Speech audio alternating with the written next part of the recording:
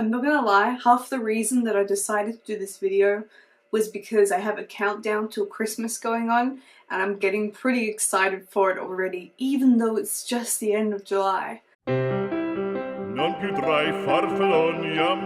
guys, my name is Kirsty and welcome to Upside Down Books. Today I'm here to solve all of your upcoming Christmassy problems, or just any problems when it comes to gift giving for boys. When it comes to buying books for boys, it is so much easier to buy books for girls than it is for guys. So today, I'm here to give you some recommendations for that fussy fanboy, the meticulous man, or the bothersome boy in your life. What I have for you today is basically a grouping of all the ideas I've ever had about doing this sort of video or post before. Now, mostly my sources come from people in my life, so this is a pretty specific resource pool that I'm drawing from. It includes my dad, my sister's partner, my own boyfriends, and my brother. So I'm just gonna dive into this and give you what was supposed to be my top 10 recommendations for boys, but is now more like my top 13 and a half books to buy for boys who can't be bothered buying them themselves. So I'm gonna start this off with recommendations for the younger readers. So I'm basing these off some books that my brother has enjoyed. So my first recommendation, my first recommendation here is the Ranger's Apprentice series by John Flanagan. Whilst they have wholesomely ugly covers, they have recently had a redo, a makeover, and they look gorgeous now, so fear not, you don't have to burn your eyeballs on this piece of atrocious work. But the story in them is fantastic. The first one is called The Ruins of Gorlan, and I think there are 13 books in the series now, and he's written some other spin-off series. This is fantastic for the younger readers, or if you're like me and slightly behind the times, at the age of 22, maybe still reading them. There's such a good series to get hooked on. My next recommendation in this category is The Novice by Taran Matharu. This is part of the Summoner series. It is a magical fantasy world, sort of an epic fantasy feel, in a very floppy book. I really enjoyed this one. I read it when it first came out. I haven't continued the series, but my brother has, and he worships it. It's fantastic. It's about a boy with some magical abilities that ends up being whisked away to a school where they sort of hone in on those practices. And it's really cool. It's not Harry Potter sort of magic. It's more creating runes and knowing how to make the magic happen through, I guess, more medieval sorts of methods.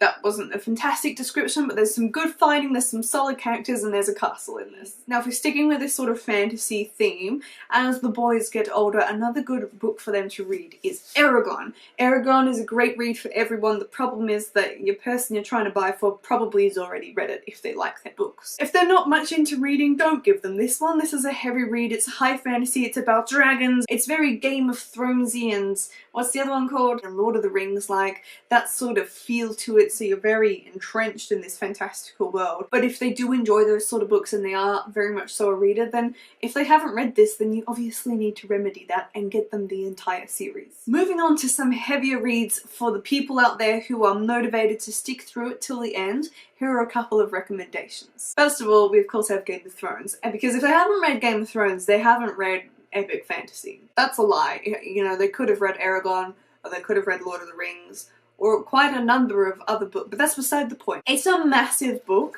and it could take them 12 years to get to the end of it, but they'll appreciate it and they'll love you for it in the end. There are at least 300 different editions you can buy of this book now, thanks to it being really quite popular. And it also means they'll be hooked on the TV series if they haven't already watched it. If you've got someone who doesn't mind being given a big book, then I think you should gift them this. Moving on to a slightly lighter read, but still quite a big book, is Dan Brown's Origin, which is the latest one in his Da Vinci series, or it's not part of that series, but that world with Robert Langdon, I think the character is. I don't know, I haven't read them myself. I know it's a scene, I know I should have done, but my dad loves these and I know a lot of other guys out there do. If they enjoy Origin, this is just this latest one. You could get them the Da Vinci Code, you could get them whatever the other ones are called. I'm doing a great job of selling this one right now. Then they have so many other books that they can read. Dan Brown is the master of pumping out a bajillion ginormous million-page bookers.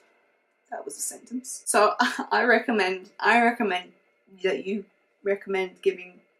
So I think this one's a great one to give, and it's got a pretty cool cover on it. You know, it's a, oh god. But Dan Brown is just a solid author, so I'm going to recommend an author next who I think is right up there with your go-to authors for boys. That author would be Matthew Reilly, and the book I would say go and get is Contest. This book, okay, really I should have opened this whole thing with, but Contest is my #1 recommendation to give to boys who either don't read, you have no idea what they like, and you have no idea what they will enjoy, which is sort of the same thing as what they will like. The Contest is a fantastic piece of fiction that is your ultimate train book.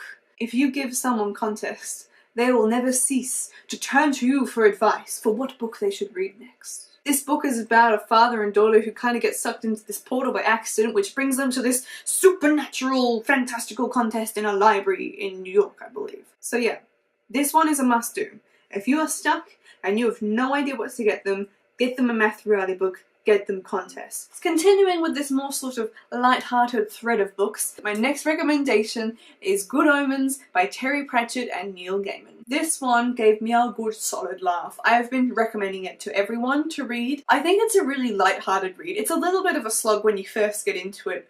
I imagine. I listened to it as an audiobook and it was easygoing, but reading there are a few things to get straight in your mind and to kind of unhinge your brain to the humour of these two authors because they're brilliant. It's super funny. So I highly recommend giving this one a go. If they need a good laugh, they need something totally different to whatever they've read before, then Good Omens is the way to go. Now for a slightly more serious recommendation, and one that my dad in particular said that he enjoyed, was The Kite Runner by Khaled Hosseini. Khaled has written a whole lot of books, including 1,000 Splendid Suns. This is the book of his that I had closest to hand, and he's a very poignant and brilliant writer. This author is so highly recommended. You've probably already read the book, or maybe even studied the book, but if they haven't read this yet, then I don't think you can go too far wrong. Moving into the more serious sci-fi zone, we're going to look at some of the heavier, hardcore sci-fis that really tickle the fancy of your alien-loving boys. One recommendation I will give, which is really diving in at the deep end, is Dune by Frank Herbert. Now I'm currently listening to this one on audiobook.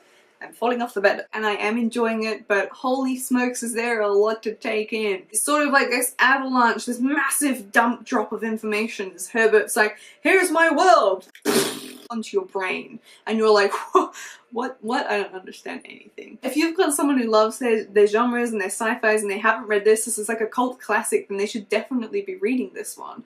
Once you get past the slog of understanding who is who and what on earth all these terms mean, and you really get into the story, it's a brilliant read. It is a fabulously made world, it's super intricate, there's everything going on, everything made from scratch.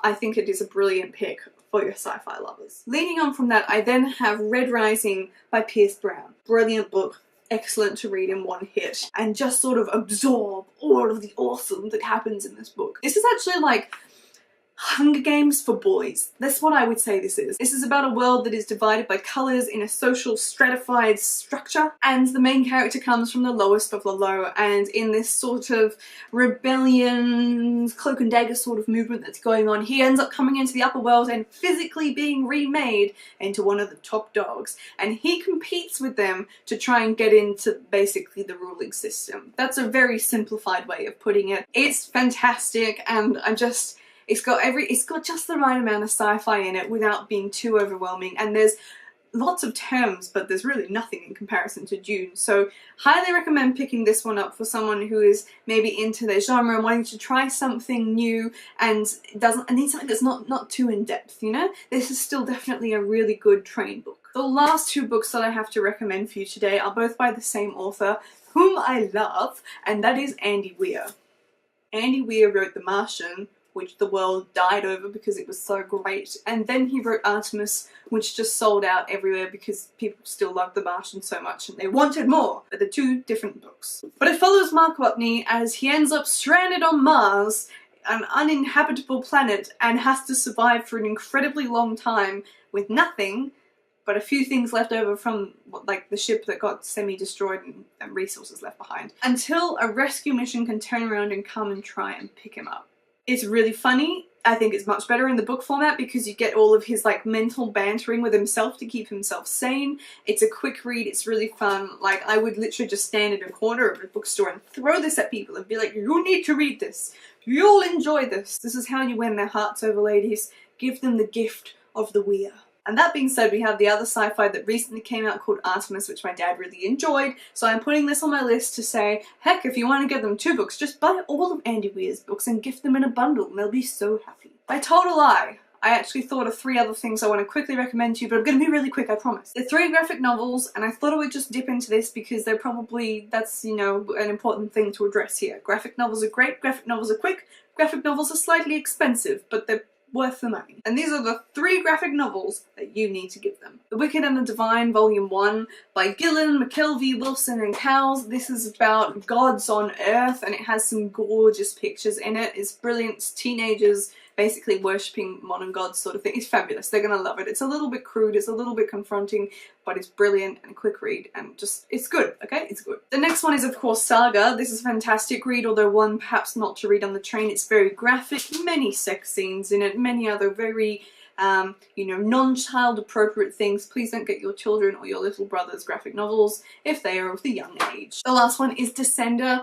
by Jeff Lemire and Dustin Nguyen, and this one is about basically automatic intelligence and the humans and the robots not getting along very well. The little boy that's the main character in this was created to be a companion for one of the boys on the colonies on a new planet so that he would have someone to grow up with. That's the purpose of this robot, and he's really cute, he's sentient, and it's a great story. Alright, so I hope you're prepared for upcoming birthdays, spontaneous gift giving, and the eventuality of Christmas 2018. Because these are books that I think you can't go wrong with. If you gift any of these to the appropriate man in your life who is in requirement of a present, then they'll be very happy. I hope you found this little guide of mine helpful. I've certainly found it to be reasonably foolproof over the last few years, giving certain books to certain people. It's worked really well, and people love you for it, and they'll worship you as a book goddess forever. But that is all I have for you today, so go forth and buy some books, and I shall see you in my next video.